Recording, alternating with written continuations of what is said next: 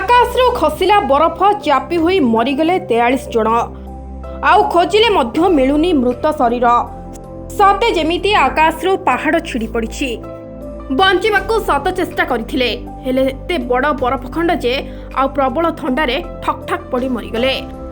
America रे भयंकर बरफ छड़ एका सांगरे 43 जनकर मृत्यु होईछि। प्रबल शीतरे थरुछंती समस्ते ता संगको कुहुड़ी जेमिति काल साजिछि। एते भयानक जे एही बरफ सबु किछि मुहूर्त रे ही बदली दिला। अनेक घर कोठा होटेल सबु किछि बे बरफ रे पोती होईछि। आउ गोटे पटे देखा जाउनी रास्ताघाट आउ बढ़ी चलीछि मृत्यु संख्या। अमेरिका रे बड़ बरफ नेउछि गोटे परे गोटे जीवन। प्रबल शीतरे 43 जनकर मृत्यु होईछि। अमेरिका रे बरफ छड़ जोगु 9टी राज्य रे 43 जनकर मृत्यु हेबा सूचना रहिछि। यह सहित विभिन्न अंचल को विद्युत संजोग विच्छिन्न रही।